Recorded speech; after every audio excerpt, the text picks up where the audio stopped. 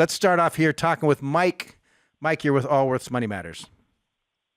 How y'all doing, Scott and Pat? We're doing good, Mike. Glad you were joining amazing. us. I've really appreciated your podcast. I've been listening for a couple years and have gone back and listened to a lot of them, and I think I've gained just enough knowledge to be dangerous.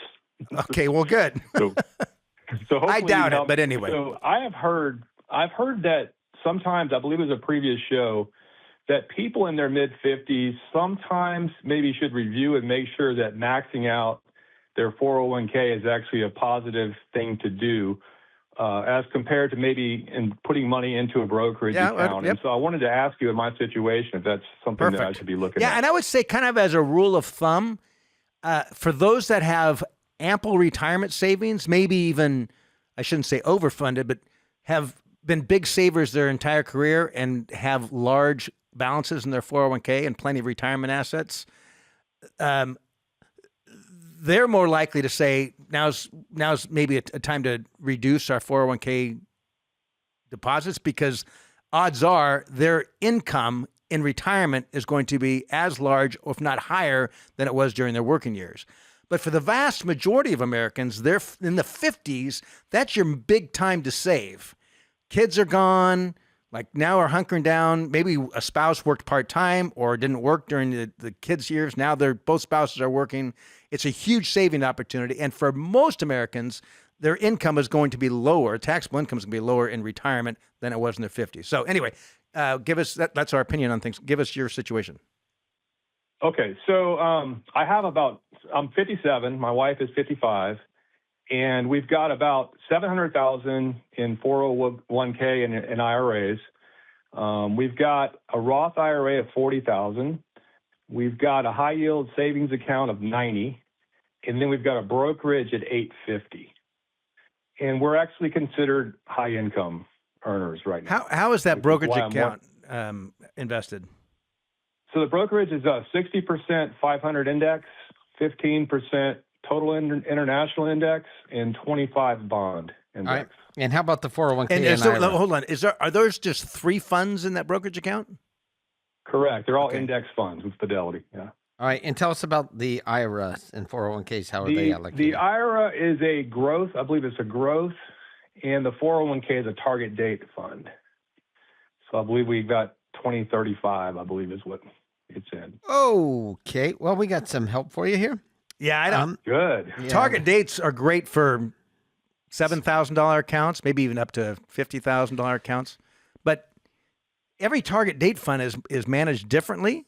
And they're actually they're driven by calendars and not by economic environment, which means that based upon your age, they actually allocate the stock to bonds. So sometimes you actually find yourself actually selling off stock in a down market, which doesn't make any sense. Couple other questions for you. Will you be receiving, or will your spouse be receiving, a pension? No pension. And what's your income right now? Salary, total compensation? So last year was $740,000. What's it been the last 5 years average? Is this was that an aberration, or have you guys been in? It's pretty consistent. The year before was around 700, and before that it was in the 400s, and so it's definitely increased over the last few years. And I don't expect it to decrease very much. Are you self-employed? No, we work for a company. Okay. Corporate. And what state do you reside? Mississippi. And do you have any debt? I have a tractor that I 0% interest, so I don't know if I consider that. And then other than that, only my house. And how much do you owe in the house? We owe $145,000 on the house. It's on a 15-year, 2.5 mortgage, and I've got 8 years remaining on that. I've actually been paying a little more on that. I'm kind of one of these people that don't like to have a payment and don't like to have debt. So. But I know that's probably not the wisest financial decision necessarily. How much money did you make when you were 50? What was the household income when you were 50? Let's see. Probably around 200.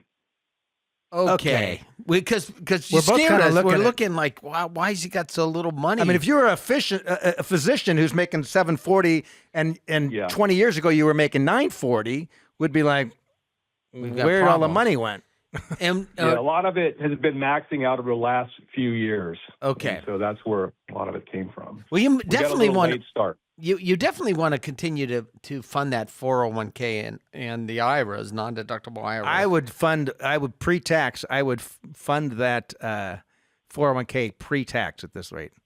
And actually, I was wondering about the 8,000. Isn't there something about a Roth that you have to have a 8,000 now in a Roth 401k?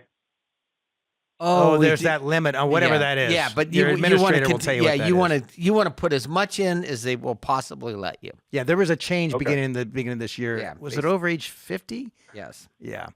So you want to max that out, and then your asset location is kind of messed up. Okay. And the reason being is you've got bond in your 401ks and IRAs, and you have quite a bit of bond in your brokerage account. Let me think about this. He's gonna. What's retirement? What's the goal here? Well, I think it's kind of. I mean, I kind of am thinking like about 10 years or a little bit less. But I think it's kind of whenever we choose to. Well, not now. You can't choose to. You can't retire today. No, no, definitely not. See, here's the problem in your is we need to determine how much income you're going to need in retirement, because you at $2 million now. Let's just say we get it to $4 million before you retire, right? Let's just say and your income is just $700,000 a year. If we get it to $4 less million, than $2 million in savings. Understand that, okay. But let's say we get it to $4 million by the time you retire, in 7-8 years, we get it to $4 million. Let's just say we start taking a 6% distribution, which would be high. That's $240,000 a year. So we went from an income of, you're putting money into Social Security, but you went from an income of around $650 that you were living on, maybe higher. Yeah, pre-tax to much lower, to 240 plus Social Security. You've got a substantial difference in your standard of living. What did your brokerage account look like 5 years from now? 5 years ago? I didn't have one, so this is something that's recent. Okay, we're feeling better. We were very blessed with some generous family members that gave us the money, and so. It's been so this wasn't savings. Yeah. So here's what the problem is. This $2 million looks like a lot of money. In anyone's world, they'd say, "Oh, he's got $2 million. This Mike, man, what a hitter!" It's more like 1.6. Okay. Well, I do also have another home that we own outright. That's worth about $270,000. Is that rented? And I have a family member that is kind of renting it. It's below market value, but it's more of just kind of helping them out kind of a thing. You need a financial plan. That's it's flat out. And the reason is that based upon your income and compared to your savings, a major lifestyle change when you quit working. And that's what I was wondering, because we actually don't have a very high lifestyle. Well, now. you do. That money goes somewhere. We're putting it into savings and into investing, but we're not spending it. No, I don't think so. It doesn't. The numbers don't tell us that. If you said you were making as a family $150,000, and this is just kind of suddenly things have changed, that looks a little different. But from the numbers that you shared, what your income is versus the savings, and look, we recognize most of it has taken place over the last 5 years, but the increase in the income, your savings levels would be much higher. That's a bigger concern for how things are invested. Oh, that's right. That's the big concern that we have. Gotcha. So right now, you would suggest that I just continue maxing out? No. I would suggest you and your wife get a financial plan and have the projections run. Like, here's what things are going to look like 10 years from now. And so you get some clarity on what you need to do between now and 10 years to make sure you've got the financial security to maintain your lifestyle. Then you work backwards and say, okay, in order for us to accomplish that, how do we need to have things allocated? And we need contingency plans. What happens if we have a health issue and we can't continue to work another 10 years? But Mike, what my guess is, and we see this a lot, is all of a sudden your income spikes. You had lifestyle creep, right? You might Very have gone. common. You might have gone and got a new boat, New tractor. new No. barbecue. We actually, no. Well, I Trips? did barbecue, but not a high end. No, I remember. The reason I bring barbecue is I had these clients one day, and I said, people that have lifestyle creep oftentimes will be comfortable going out and spending $15,000. There's a $300 barbecue at Home Depot, and then there's the $30,000 backyard barbecue kitchen that people build, That's right. or That's, $60,000, whatever the number. could be. So what? We did spend a few things. We added onto the home and a couple of things like that.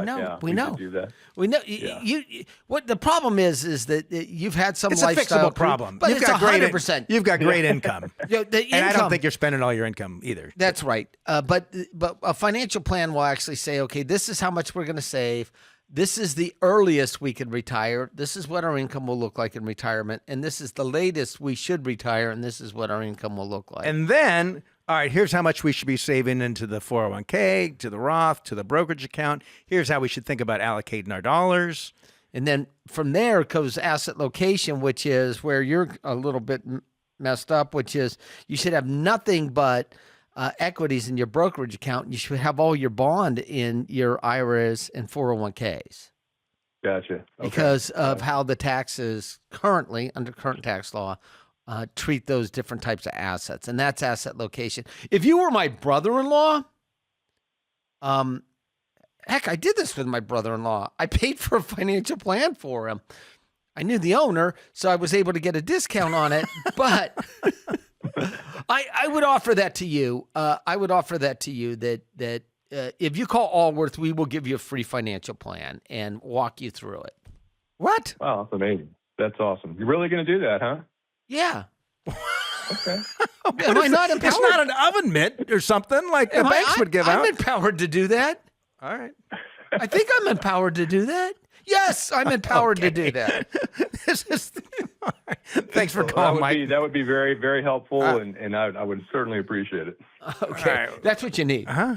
What a guy, Pat.